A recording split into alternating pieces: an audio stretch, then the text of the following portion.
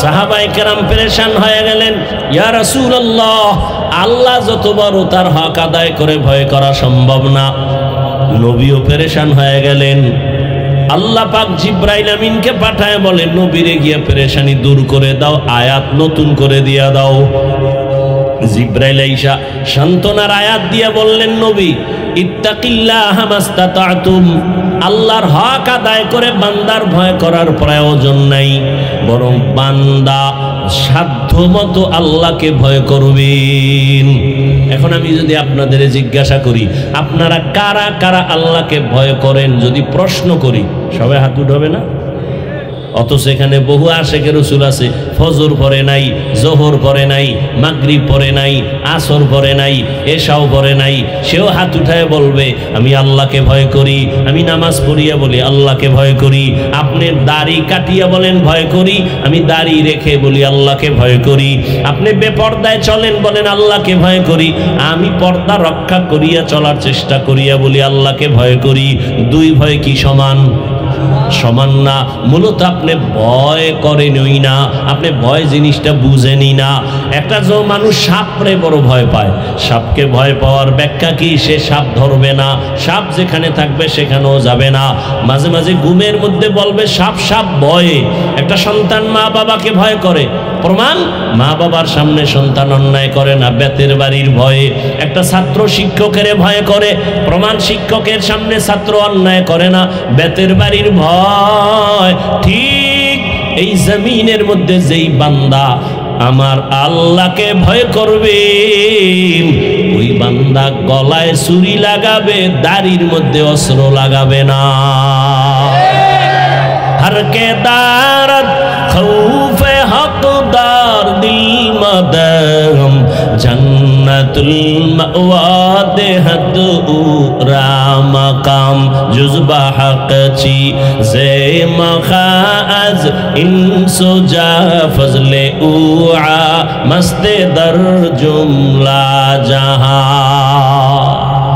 আল্লাহর ভয় অন্তরে ঢুকাইয়া গুনাহ থেকে নিজেকে বাঁচাইও।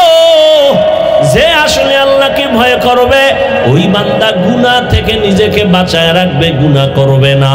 আল্লাহ দ্বিতীয় আদেশ দিয়া বলেন, ওয়ালা তামুতুন্না ইল্লা ওয়া আনতুম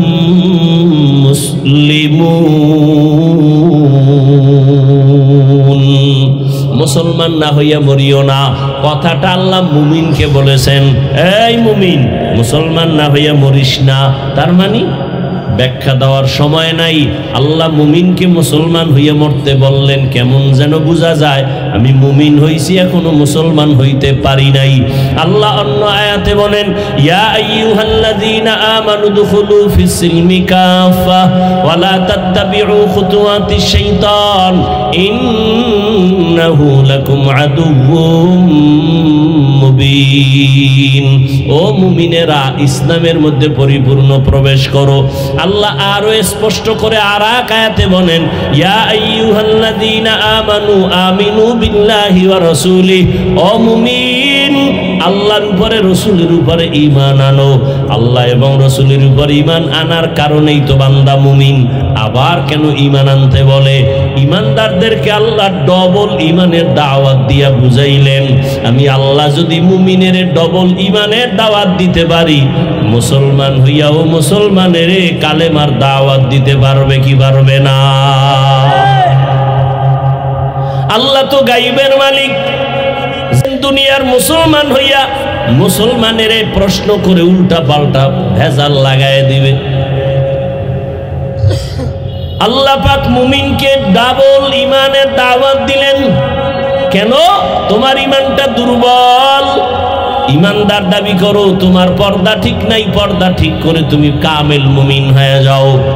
তোমার অন্তরে বাড়ির মোহাব্বত, দুনিয়ার মোহাব্বত, টাকার মোহাব্বত, ছেলে মেয়ের মোহাব্বত বাদ দিয়া রাসূলের মোহাব্বত অন্তরে জমা করো। মোহাব্বত থাকবে ঠিক, তবে সর্বোচ্চ মোহাব্বত থাকবে আল্লাহ এবং তার রাসূলের জন্য। আমার পীরের বিরুদ্ধে কথা বললি আমার শরীর গরম হয়, প্রতিশোধ নেওয়ার জন্য দাঁড়ায় যাই।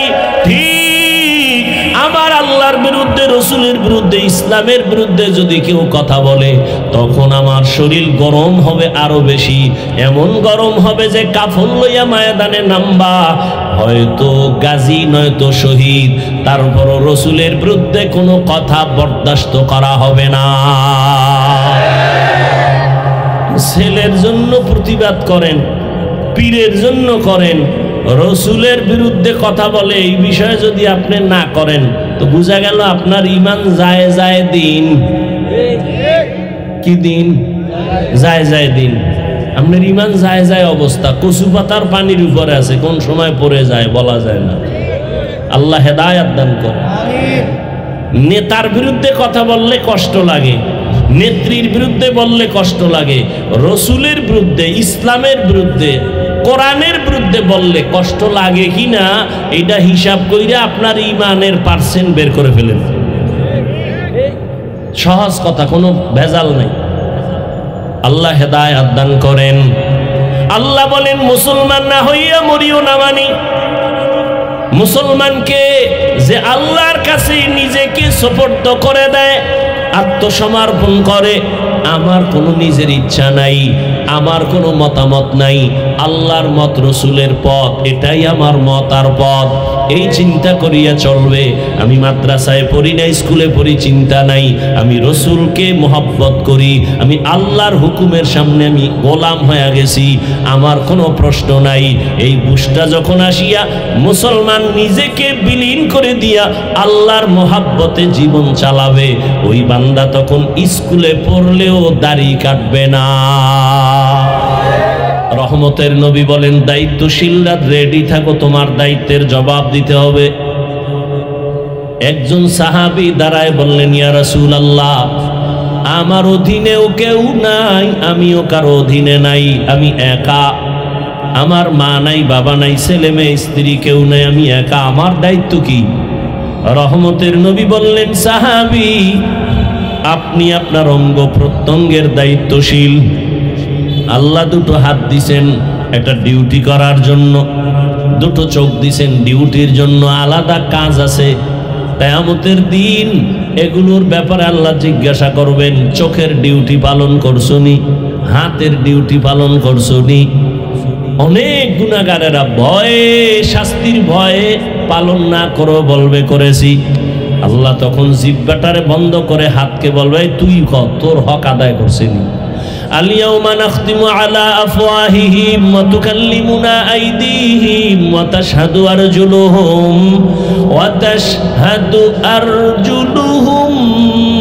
বিমা কানু ইয়াকসিবুন। দস্তগুয়াদ মঞ্চুনি দুজুদিদাম লব্বগুয়াদ মঞ্চুনি বুসিদাম চশমগুয়াদ চিদাম গামজাহারাম গোশগুয়াদ চিদাম সমরুল কালাম। পীর সাহেবের মুরিদ, তাবলিগের চিল্লা দেনেওয়ালা ভাই, ভিআইপি প্যাকেজের হাজি, তোমার তাবলিগ, তোমার জিকির আজকার আর ফাকরি, পীরের মুরিদ, তোমার ওজিফা আর হাজি সাহেবের হজ কি পরিমাণ কবুল, এগুলোর প্রমাণ মিলে তার মাইয়া ভোলার বিবাহের সময়। কি হাজি সাহেব, কি তাবলিগওয়ালা, কি চিল্লাওয়ালা, কি পীরের মুরিদ, মাইয়া ফলার বিয়ার সময় টের পাওয়া যায় ইমানের পার্সেন্ট কত। ঠিক নেই? জিন্দেগি মে বন্দেগি তু কর নাহি, জিন্দেগি মে বন্দেগি তু কর নাহি, जिंदगी बे बंदगी शर्मिंदा है, जिंदगी बे बंदगी शर्मिंदा है। दुनिया में हो दुनिया का तलबगार न हो,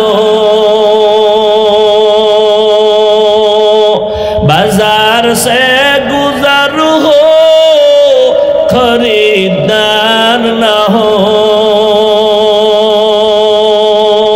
ये दुनिया एक मिसल कागज फूल है, ये दुनिया एक मिसल कागज फूल है। जिंदगी में बंदगी तू कर नहीं, जिंदगी में बंदगी तू कर नहीं। जिंदगी में बंदगी शर्मिंदा है, जिंदगी में बंदगी शर्मिंदा है। जिंदगी में बंदगी कुन बंदगी, बंदगी में जिंदगी शर्मिंदगी। কিয়ামতের ময়দানে হাতকে আল্লাহ বলবে কথা বলো। আপনাদের হাত কথা বলতে পারে? আল্লাহ যদি অর্ডার করেন পারবে? এই বিশ্বাসটা যদি থাকে তাহলে অনেক ভেজাল থাকবে না জমিনে। বলে কেন? মরা গাছে কথা কয়, কইলে এটা কেমনে? বলে হ্যাঁ, যেই হাত কথা বলতে পারে না আমার মাওলা কুদরতি ক্ষমতা দিলে পারবে। দুধের বাচ্চা কথা বলতে পারে না, আল্লাহর কুদরতে পারে না? পারে না? এক কথায় জবাব, দুনিয়ার সব বিবেক যেটা বলে হবে না, মুমিন আকীদা রাখতে হবে আমার আল্লাহর কুদরতে সেটা হবে। দুনিয়ার মুমিন, দুনিয়ার সব মানুষ বিবেক দিয়ে যেটা বলে এটা অসম্ভব, মনে রাখতে হবে সেটা আমার আল্লাহর কুদরতে সম্ভব। মরা গাছে কথা বলতে পারে না, এটাই তো বাস্তবতা, কিন্তু আমার আল্লাহ কুদরতের ক্ষমতা দিলে পারবে কিনা? পাথর কথা বলতে পারে না, আল্লাহ যদি ক্ষমতা দেয় পারেনি? পারে। এই কথাটা অন্তরে যদি থাকে তাহলে অনেক ঝামেলার সমাধান হয়ে যাবে। এর গাছ কেমনে কথা বলে?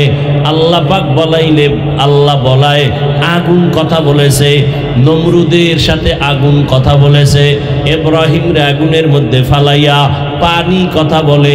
আল্লাহ তাআলা তার ভাষায় বলে, যে বুঝার সে বুঝে। হরিণ কথা বলে, কেউ বুঝে না, রহমতের নবী বুঝেন। জমিনে পিপিলিকায় কথা বলে, কেউ বুঝে না, সুলাইমান নবী বুঝতেছেন। কোরআনের ঘটনা না ভাইরা আমার? আল্লাহর কুদরতে হাত কথা বলবে, হে মালিক এই হাত দিয়া মা বাবার কল্যাণে কাজ করবে, করে নাই, বরং এই হাতের দ্বারা মানুষের উপরে জুলুম করেছে, কলমটা উল্টা দিকে ব্যবহার করেছে। চোখ বলবে, হে মালিক এই চক্ষু দিয়া মা দেখবে সওয়াব, বাবা দেখবে সওয়াব।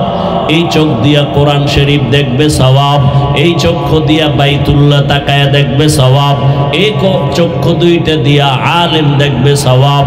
বান্দা বাইতুল্লাহ দেখে নাই, কোরআন দেখে নাই, বান্দা চোখ দিয়া মা বাবারে মোহাব্বতের নজরে দেখে নাই, বরং মোবাইলটা সামনে নিয়ে সারা রাত কবিরা গুনাহ কবিরা গুনাহ কবিরা গুনাহ দেখে দেখে রাত কাটিয়েছে। চোখ বলে ফেলবে।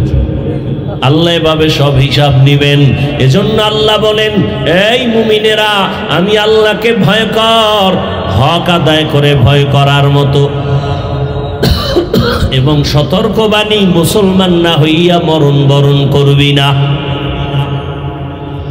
দুইটা আদেশ আল্লাহ দিলেন, একটা আদেশ হলো ইতিবাচক আর একটা আদেশ নীতিবাচক। আল্লাহকে ভয় কর, মুসলমান না হইয়া মরিস না। এই দুইটা কথা আল্লাহ কোনো বেঈমানকে বলেন নাই, একমাত্র মুমিনকে বলেছেন। বেঈমানের না বলে মুমিনকে শুধু কেন বললেন? তার জবাব, জান্নাত শুধু মুমিন পাবে, কোনো বেঈমান জান্নাত পাবে না। কারা পাবে জান্নাত? কারা পাবে? মুমিনেরাও যে পাবে, বহু বেতের বাড়ির পর, হেম সোজা না, বহু কঠিন। কে কয় জান্নাত পাওয়া সহজ? জান্নাত পাওয়া সহজ হইলে জান্নাতের টিকিট হাতে লইয়া আবু বকর সারা জীবন কাঁদলেন কেন? ওমরে ফারুক কাঁদলেন কেন? উসমান রাদিয়াল্লাহু আনহু কাঁদলেন কেন? স্বয়ং রাসূল কান্না করছেন, আম্মাজান আয়েশা কাঁদলেন কেন? আম্মাজান খাদিজা কাঁদলেন কেন? এত সোজা। আল্লাহ বুঝার তৌফিক দান করেন। সব জায়গায় বয়ান যাই চলতেছে, বুঝের অভাবেই সব এলোমেলো হয়ে আছে। তাবলিগালাদের মেহনত, পীর মাশায়েখের মেহনত, উলামায়ে আহলে হকের মেহনত, জুমার খতিবের মেহনত, হাজারো আলেম আপনাদের পেছনে সময় দিতেছে, অথচ এরপরে আমলের কথা শূন্য।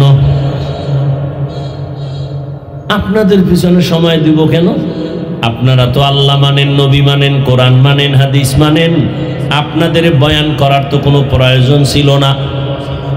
আজকে তো বয়ান তাদেরকে করব, হিন্দুদের মন্দিরে, খ্রিস্টানদের গির্জায়, যারা আল্লাহ চিনে না, নবী চিনে না, কোরআন বুঝে না, কিন্তু তাদের সামনে যাওয়ার একটা সেকেন্ড সময় নাই।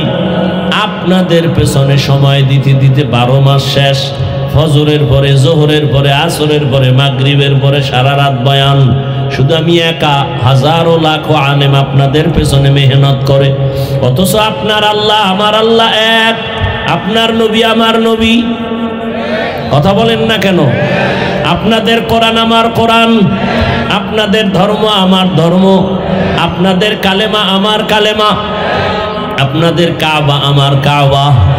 আপনি আমি দুনিয়াতে আসছি সিস্টেম এক, বিদায় বেলা কাফনের সংখ্যা এক, পুরুষের 3টা, মহিলার 5টা, কালার হবে আলাদা। কি? মহিলাদের কালার হবে কালো, পুরুষেরটা হবে সাদা। তাবলিগওয়ালাদেরটা একরকম, যারা তাবলিগের লাইনে নাই তাদের কালার আর এক রকম। দেখি সব এক। কি কালার? কি কালার? সাদা কালার। কে ধনী, কে গরিব, কে আলেম, কে মূর্খ, কে কওমি, কে আলিয়া, কে তাবলিগ, কে চরমনাই, কোনো ভেদাভেদ নাই, সবার কাফনের কালার। তোমরা কালার লয়ে কিলেকিলি করো কেন? আমি যে কই শয়তানে যারে ধরে কাম তুই আকাম করে, তেলাওয়াতের চিন্তা নাই, নামাজের চিন্তা নাই, দরুদের চিন্তা নাই। তুমি যতক্ষণ তর্ক করবা ততক্ষণ দরুদ শরীফ পড়লে তো সওয়াব। তর্ক করে এদেশে কি সমাধান হয়েছে? একেবারে চাপাবাজি করছে, ও মুখের দেখায় দিব বহস হবে। বাংলাদেশে বহস কইরা কি হইছে? কিচ্ছু হয় না, দ্বন্দ্ব ছাড়া। বরং যে লাইনে আসিল হে লাইনে আরো মজবুত হয়ে গেছে। হুদা মিশা কথা কয়, আমিও জিততে গেছি, ও মুখে আমি, সবাই যে তার তালে আছে, কেউ ঠগে না। তুই বহস দিয়ে কি হয়েছে? তর্ক দিয়ে কিচ্ছু হয় নাই। তর্ক বাদ দাও, আমলের দিকে আগাম। কালার নিয়ে তর্ক কেন? এই কালার নিয়েও তর্ক। চিন্তা করছে কে সাদা পরলো, কে সবুজ পরলো, কে কালো পরলো, এ নিয়ে তর্ক কেন? আরে ভাই, আপনি যে কালার পারেন পরেন, আপনার নিষেধ নেই। রসুল সবুজও পরেছেন, ব্যবহার করেছেন কালো, সাদা, সমস্যা কি? এ নিয়ে একটা কিলেকিলি বাজাইতে হইব কেন? মাস্তানি দেখাইতে হইব দুনিয়া। রসুলের আদর্শ কি এমন ছিল? কই পাইলেন এই আদর্শ? রসুলের আদর্শ কি শিখছেন? রসুল তো 63 বছর হায়াতে কোনোদিন কাউকে একটা গালি দেন না। কি শিখছেন? রসুল তো কোনোদিন গালির জবাবও দেন নাই। শুনছে গালি, দাঁড়ায় দাঁড়ায় গালি দিতেছে, নবী চুপ করে শুনতেছে, জীবনে জবাবও দেন না। নবী একটা মিথ্যা কথা বলেন নাই। নবী দুটো চোখ গরম করে কারো দিকে তাকান নাই। কি শিখলেন নবীর থেকে? জান্নাত শুধু মুমিন পাবে, কোনো বেঈমান পাবে না। তবে মুমিনও যে জান্নাত পাবে বড় কঠিন পরীক্ষার পর।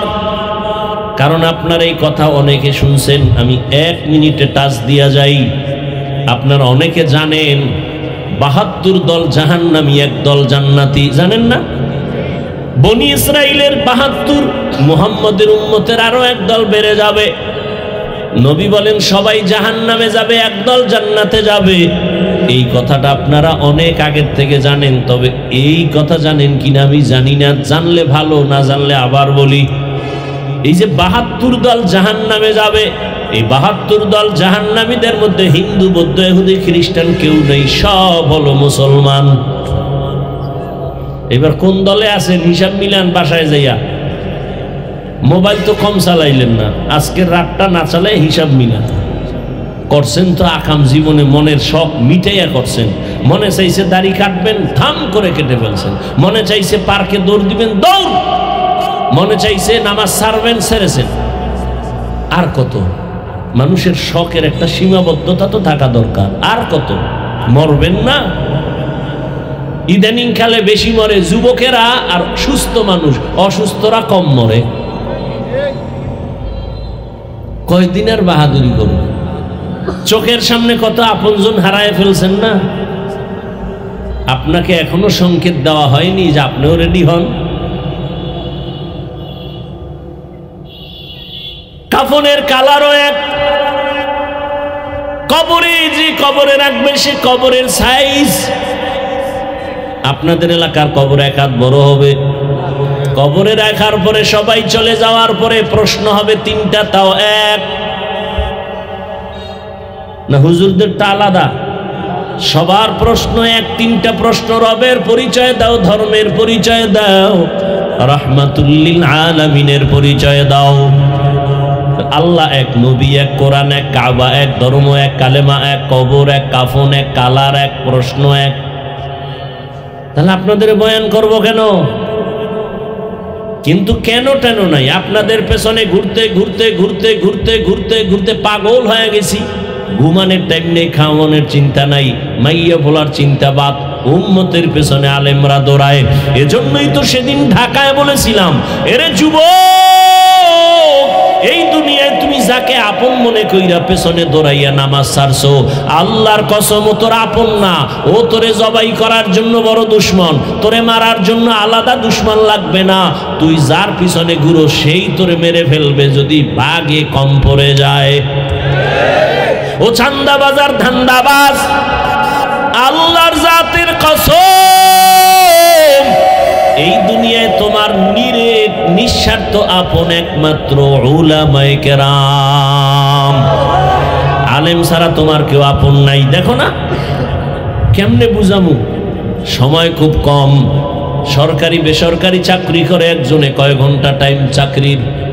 আর তো তাড়াতাড়ি বলেন। 8 ঘন্টা। নিম্নে বেতন কত? নিম্নে 15-20 হাজার ধরেন, 20,000 টাকা বেতন, ডিউটি 8 ঘন্টা। টেবিলের তলে আরো কত, আর মা খালারা মুক্তার দানা থুইয়া গেছে, ওটি খাইব বইয়া বইয়া। ঠিক নেই? হায় হায় হায়। এবার বলো, ইমাম সাহেব যে মসজিদে নামাজ পড়ায়, ডিউটি কয় ঘন্টা? কও, বেতন কত?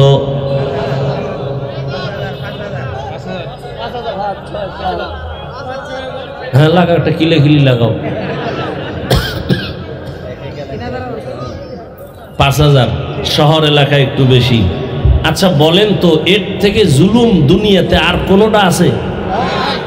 8 ঘন্টা ডিউটি কইরা বেতন নেয় 20,000, টেবিলের তলে ওর মা খালুরা থুয়ে গেছে, এডি খায়, খাইয়া রাতারাতি কলা গাছ।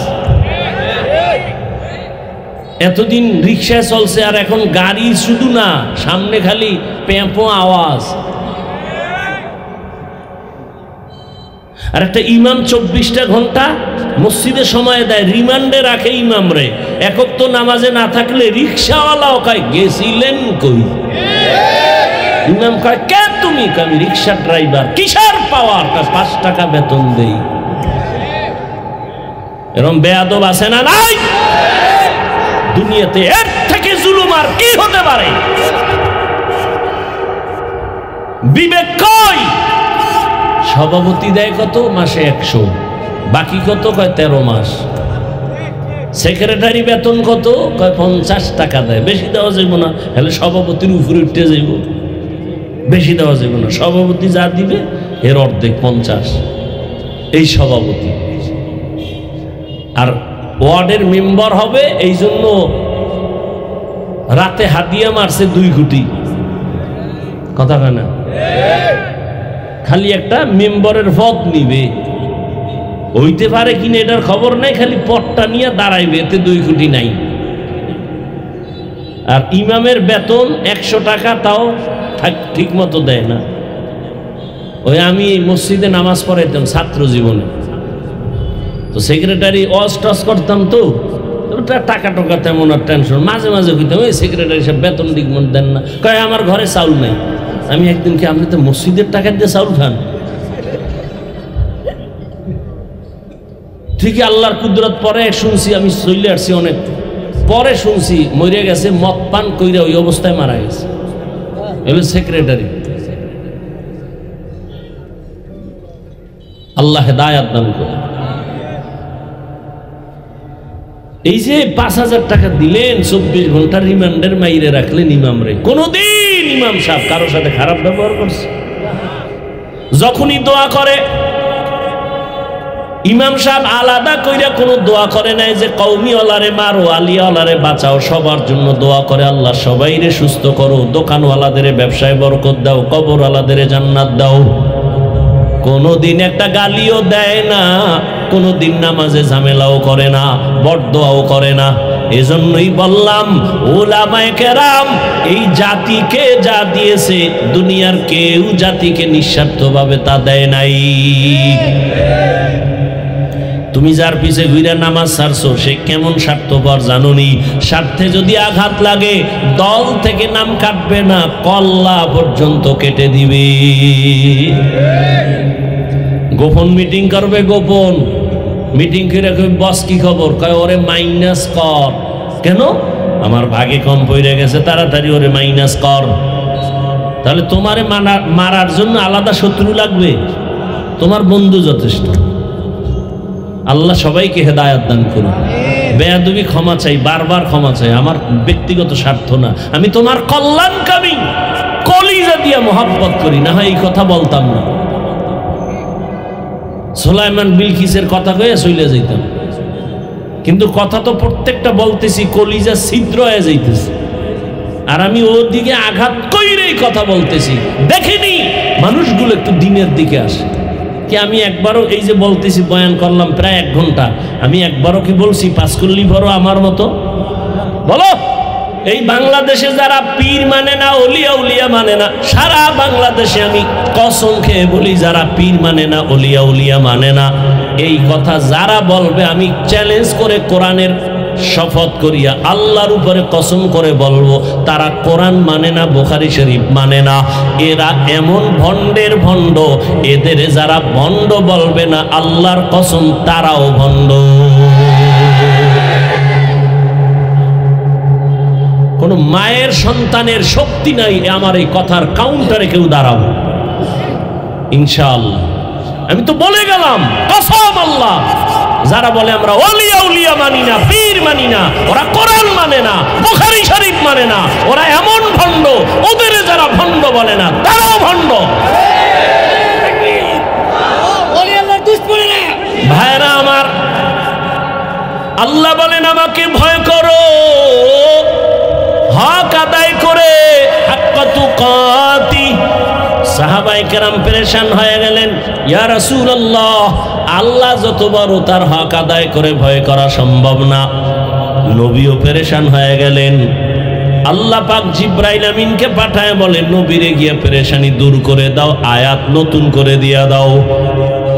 জিবরাইল আইসা সান্ত্বনার আয়াত দিয়ে বললেন, নবী ইত্তাকিল্লাহ মাস্তাতাতুম, আল্লাহর হক আদায় করে বান্দার ভয় করার প্রয়োজন নাই, বরং বান্দা সাধ্যমতো আল্লাহকে ভয় করবেন।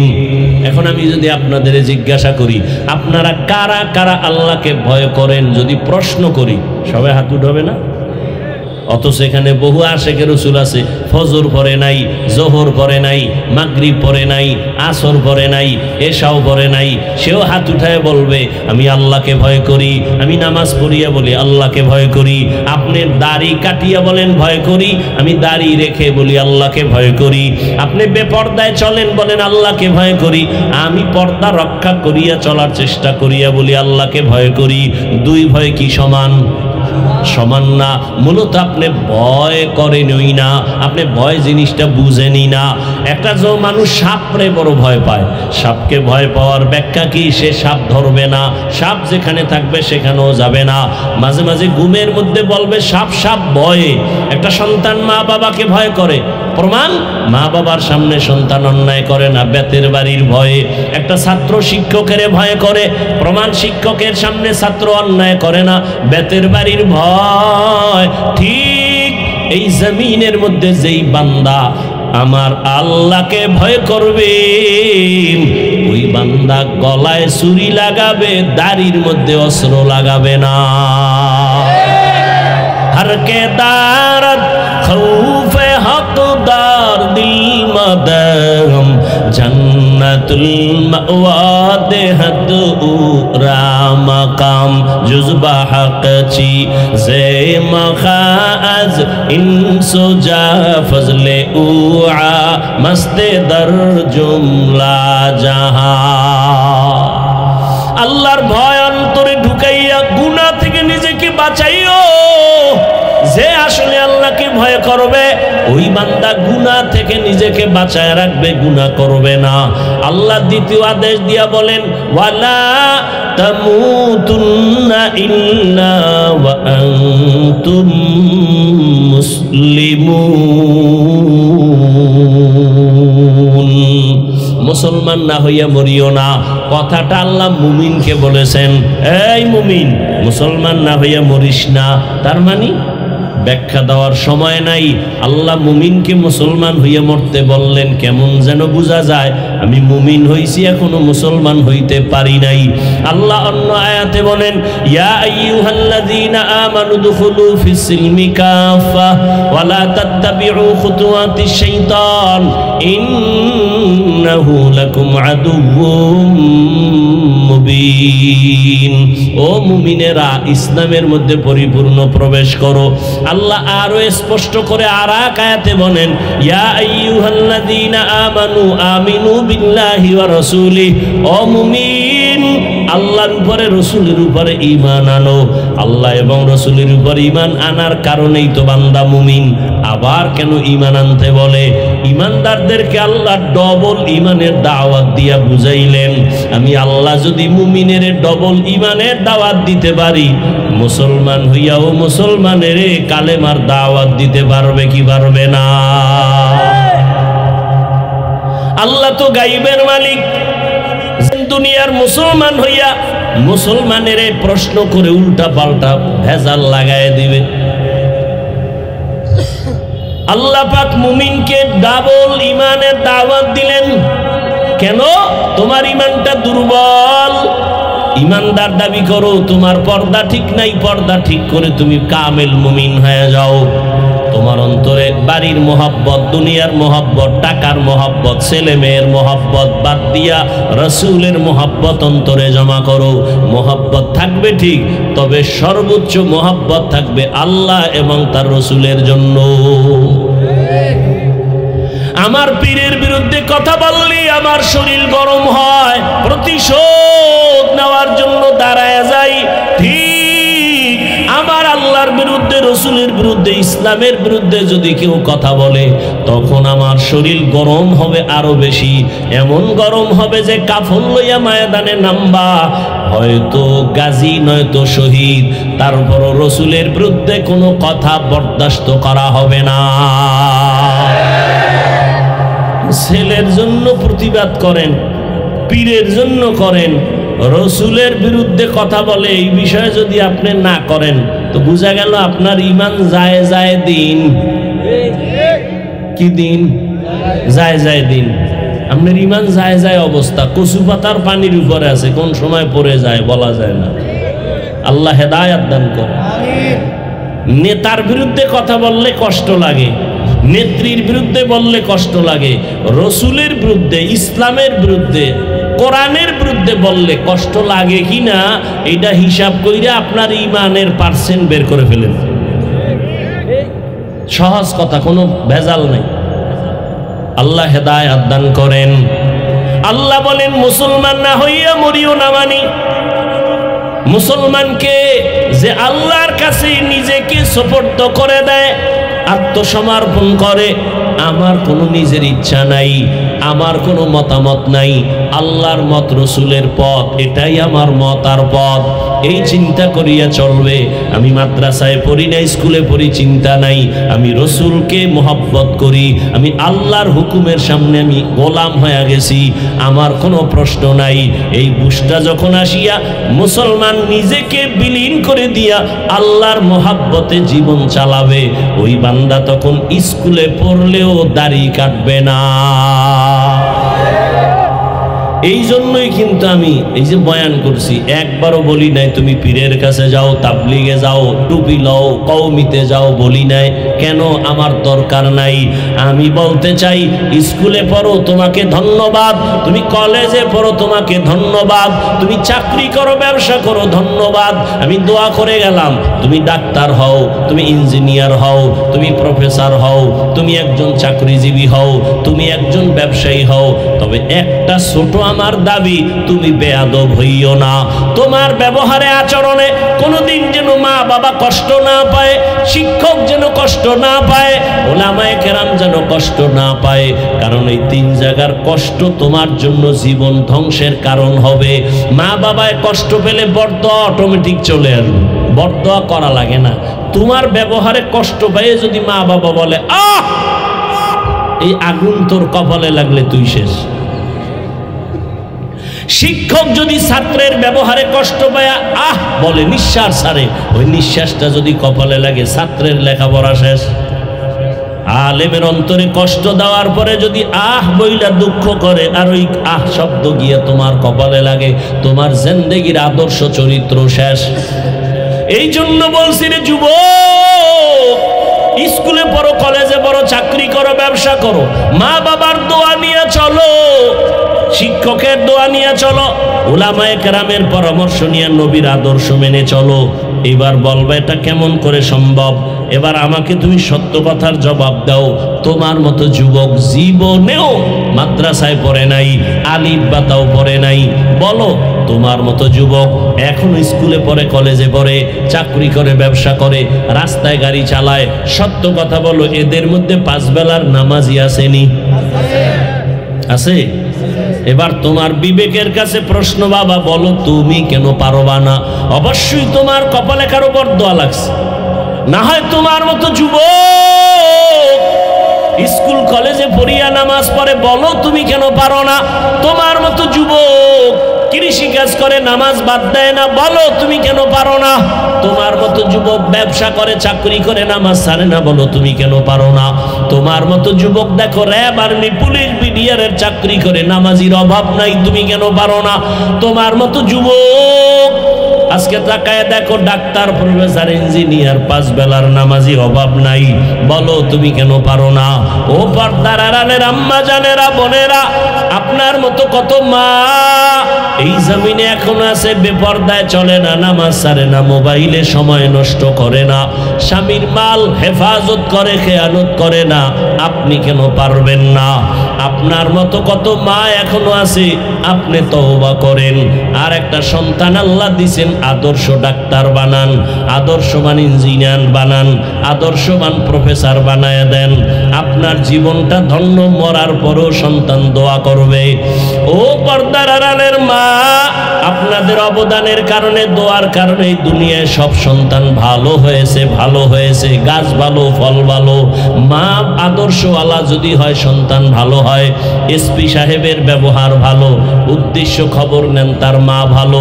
ওসি সাহেবের ব্যবহার ভালো, খবর নিয়ে দেখবেন তার মা আদর্শওয়ালা ভালো।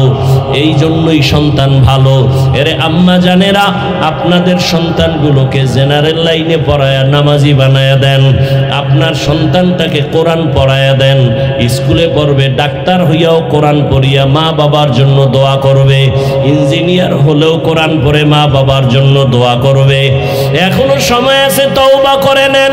বৃদ্ধ বাবাজিরা, আপনার মতো কত বৃদ্ধ মানুষ মসজিদে গিয়া নামাজ পড়ে, বলেন আপনি কেন পারেন না? ও আমার কলিজার যুবক বাবারা, এখনো সময় আছে, তওবা করে নাও।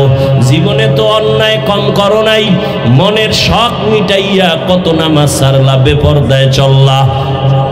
এখনো যদি অন্তর চায় তওবা করো, মনেরে বুঝাও রে মন, তোমার আমার মতো কত যুবক